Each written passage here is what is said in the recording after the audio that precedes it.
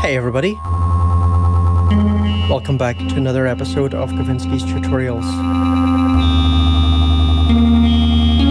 And today I'm going to do a little walkthrough of Waldorf microwave. And this, I'm looking at the iPad version here, but everything I say will be relevant to the desktop version as well.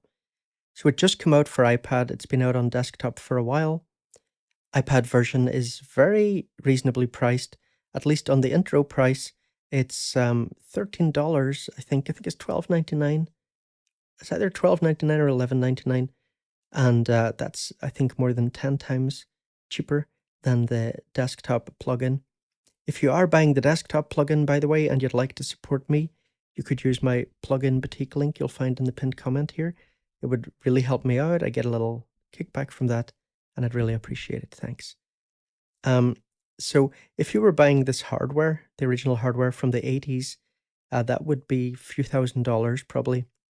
And this was the first hardware synth that Waldorf brought out, and it was heavily influenced by the work of Wolfgang Palm of PPG, and he's generally regarded as the creator of WaveTable synthesis.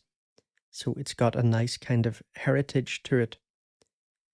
So yeah, I'm going to try and make it just a very quick walkthrough. I'm not going to go through loads of presets or anything. There's lots of videos already doing that, I think. So I'll just mention though, there are really like tons of presets. For example, if I call up the factory bank here and click here, you can see those are all the ones in the factory bank. And then, you know, we've got all these other banks, sound set. You know, there's 5 of those. These are single ones. These are multis. So these have like, it's like combining a bunch of this. We'll look at those later. So you can have even more complex setups with the multi ones. And you've got 3 more down here. So, you know, look, there's how many are in that sound set 1, and there's sound set 2. So, you know, there are really, really hundreds of presets in here. So like the iPad version is really a very good deal, I think, on the, especially on the intro price. But like many desktop apps, it's that ported over to iPad, it just it doesn't resize all that well. It's okay, and it's certainly usable, you know. But yeah, it doesn't resize the way some native iPad apps would resize, much nicer. Another thing I'll mention is, like, the iPad version has a built-in keyboard, and that's great. And I'm really glad that the AUv3 has it, because some developers don't, like, they sometimes put their keyboard in the standalone app for iPad, but they don't bother putting it in the AUv3.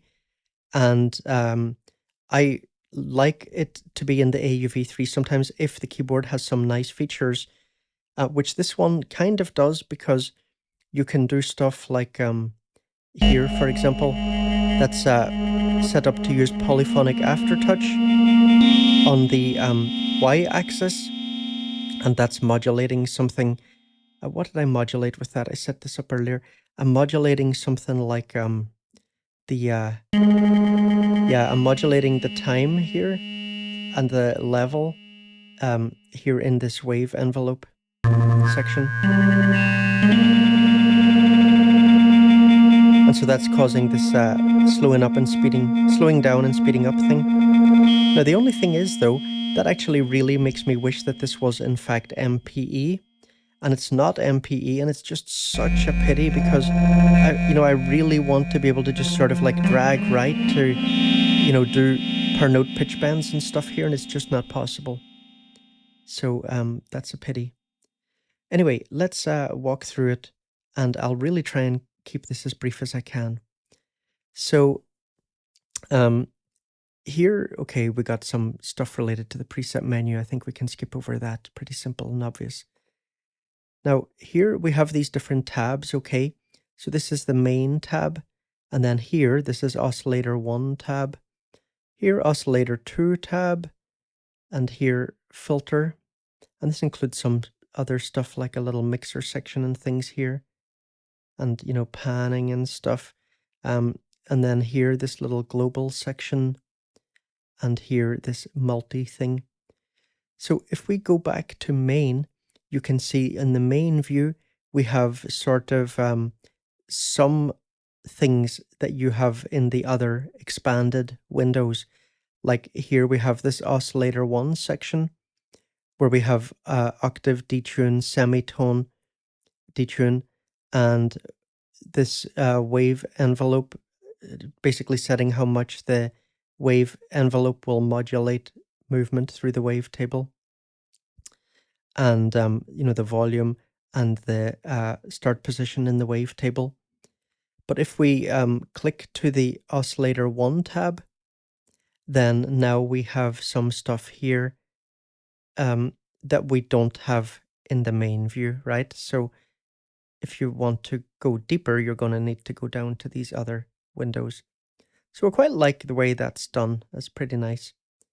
So let's just, not bother with the main view, and let's go into each of the more detailed views. So the oscillator 1 view, one thing worth paying attention to here is this mode, fixed or normal. So normal, this will basically, track the pitch of MIDI notes that you put in. So, when you play a D2 and then you play all these notes, it's going to play the notes. But if it's fixed, it will just play a tone that is not going to change in frequency depending on the note input. Then what else do we have? Let's look at this part here. So, well, here we're just setting how much pitch bend will modulate the pitch of this oscillator. So remember, that could be different for both oscillators. For example, you could set it up that one oscillator will not be affected by pitch bend, and only the other oscillator will be affected by pitch bend. Then down here, we have some of these settings for the wavetable. So here, we're setting the position in the wavetable, the start position.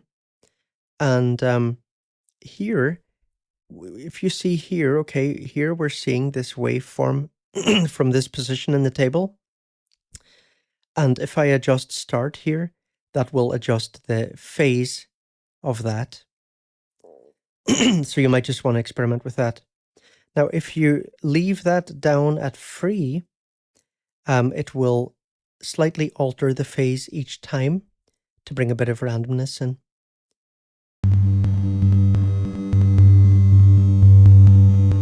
So you can hear what that does here is sometimes it's a bit clicky and sometimes it's not. And so it can be important to adjust this, and really sometimes leaving it on free is really not ideal. Sometimes it's better to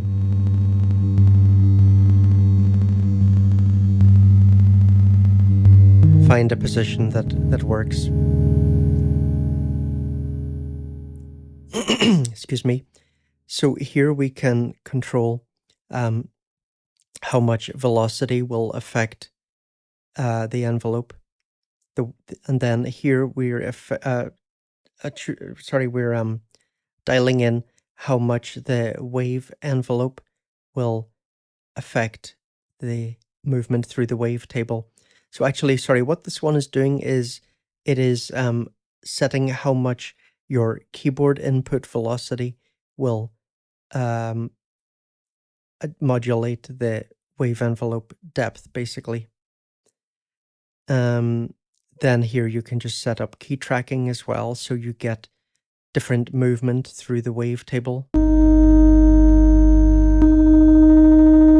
depending on whether your notes are low or high. So that can be really nice to play with.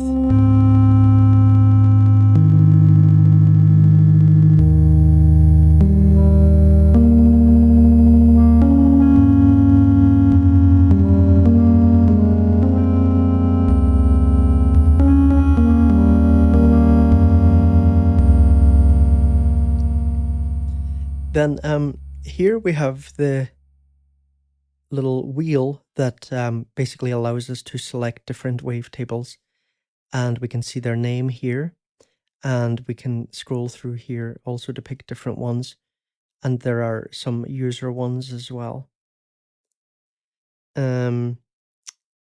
What else? So here, for example, we can copy this, and then we could open up another table, for example, a user table, and we could paste this in to that, and then we could do further editing. Over here, you have pitch modulation. So at the moment, it's set up that LFO1 is modulating pitch, but just a little bit, and it's a positive modulation, so it's going to increase the pitch, and from the default, from the base level. And here, mod wheel selected as control just means that mod wheel will basically scale the extent to which the LFO will modulate the pitch. So it's basically just allowing you to modulate the depth of LFO1. Now, this is kind of cool for this modulation too. You can quantize this. So let's see this.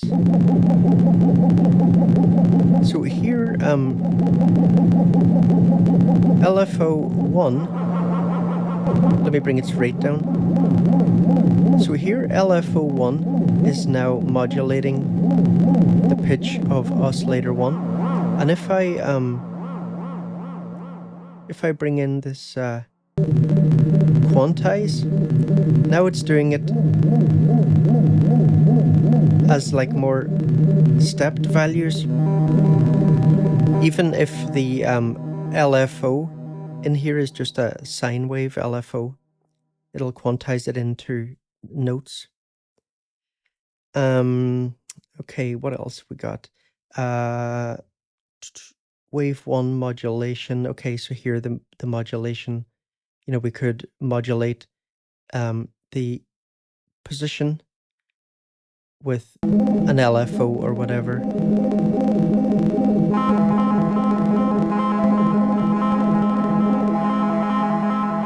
And so we got a lot of different sources, and then a lot of these different control options that will, as we said a minute ago, influence how deep the modulation from LFO1 in this case will be.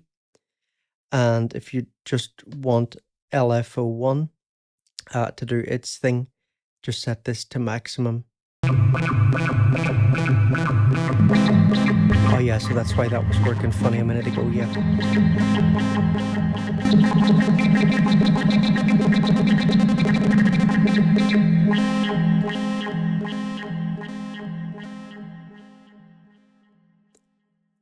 If we go to oscillator 2, it's basically the same as oscillator 1, and they're both sharing the same wavetable. But the main difference is that here in the pitch section and the wave modulation section, you have a link button, which will just allow the modulation that you set up for in the oscillator 1 section for pitch and wave, that will also modulate oscillator 2. And then if we click on the filter section, yeah, we have this mix here. And so we can also look, you know, set up different modulation sources to modulate the level of our oscillators or noise or whatever. And then you got your filter, and the filters in the original were nice analog filters. Then later, Waldorf brought out the Microwave 2, and the filters in that, I think that was just all digital. There was nothing analog about it. So it wasn't really regarded as good as the first one, even though it had some stuff like extra effects and things. You know, this doesn't have any built-in reverb or whatever, so I'm just adding some reverb to it here. I'm using Magic Verb by DDMF. And there's a black hole. I don't care at all about synths having built-in effects. They're normally not great anyway, so it's better to just use third-party ones most of the time. I mean, they might sound good, but they're never going to be anywhere near as full-featured. Even just built-in effects in your own DAW or whatever are probably more flexible a lot of the time. So yeah, so let's hear the filter resonance there. Wow.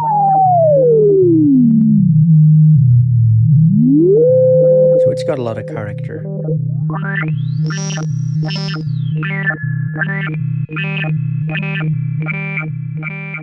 And so here we can set up the depth of the filter envelope modulation. The filter envelope is down here. Here we're setting up then the filter envelope modulation depth. Here how much velocity of the note input will modulate that. And here we can set up key tracking. And we got similar modulation set up here. And then here some volume controls, how much velocity will affect the envelope.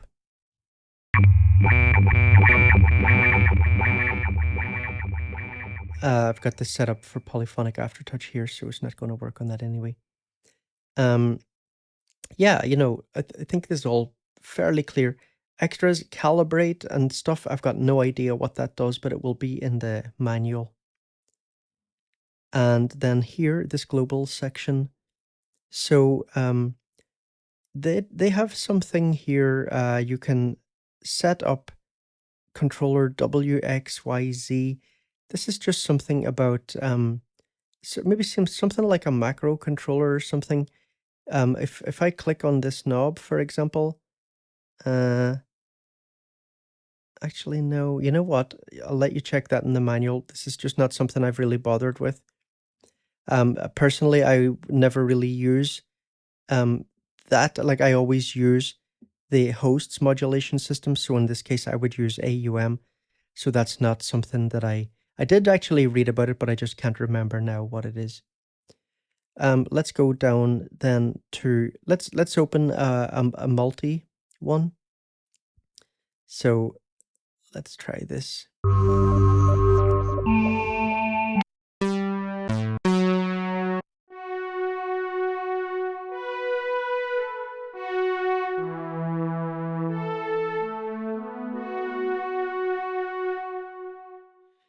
So now we have this multi button up at the top lit up, and here it says instrument 1, and you can see this is the setup for instrument 1. And if we flick over to instrument 2, okay, now we got all different wavetable and all different settings for these oscillators connected to that wavetable and so on. So, you know, you can have very complex setups.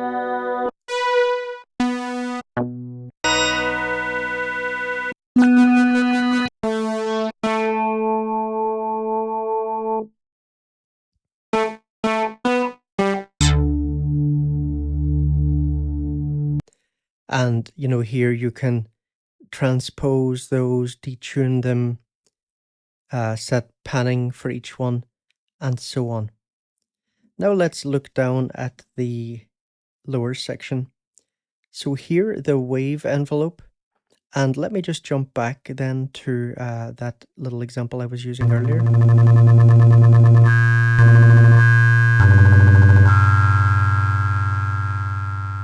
So let me just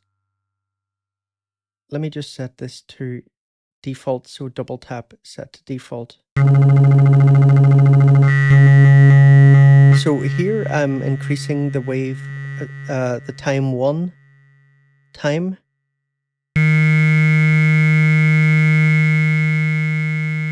Bit too slow there maybe. So you can see the speed it's going through there.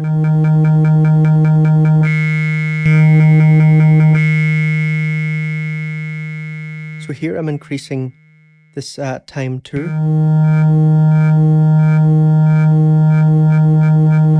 So basically just M-segs, multi-segment envelopes.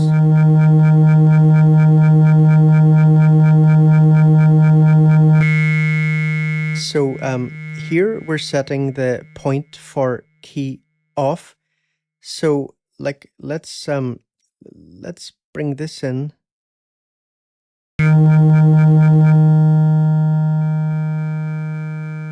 So here this is basically the release time.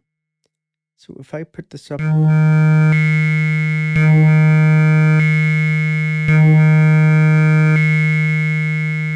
then now the key off point is coming much later. And this time 3 is now the decay or sustain. That's the sustain.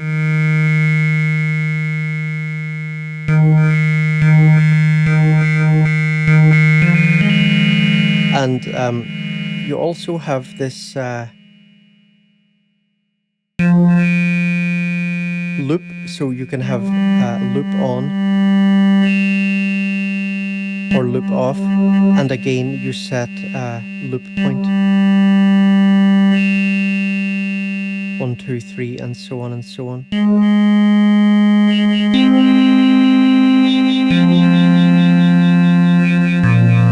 So you know, yeah, like mad possibilities there.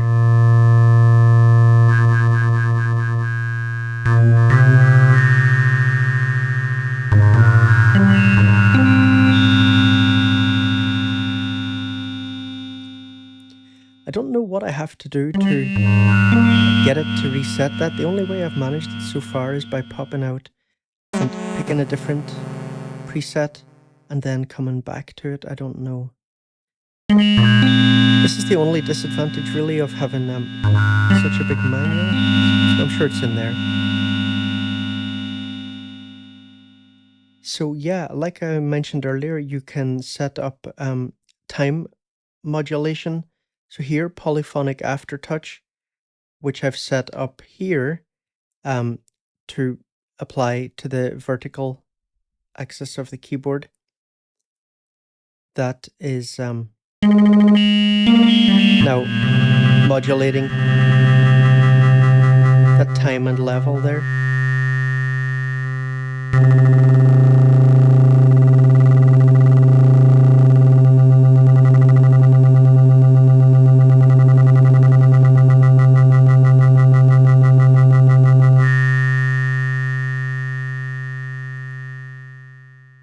So those are the sources for the time point modulation and the sources for the level modulation.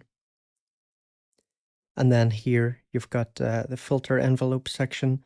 And again, you know, you can modulate things. So here, for example, you would be setting up a source to modulate the attack and setting the depth of that here.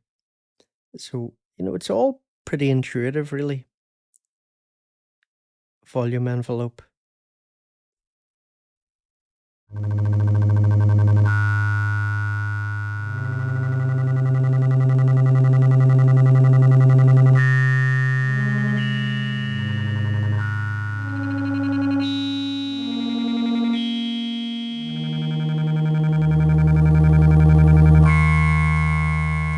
And then down here, the LFOs and your types and LFO sync or free, humanize, and so on and so on.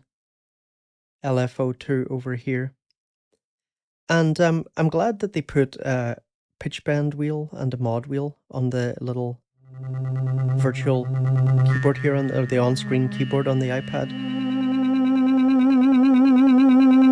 Really, it's useful, you know, and a lot of apps leave that out for some reason on the iPad, even if they have a keyboard. I hardly ever put a pitch wheel or a mod wheel, which I find so strange. So, As I said at the beginning, I want to make this short. Hopefully now you've got a good idea of what the app can do. Whether you've got it or not, you know now how it works. I hope it was useful. If it was, please smash the like and so on. If you like my stuff and you want to help me keep going, please consider going over to Patreon and supporting me. I'd really appreciate it. And my Patreon is not a tip jar for YouTube. It's its own thing, and patrons get a lot of benefits. So come and join us over there. All right, everyone. I'll see you in the next video. Take care.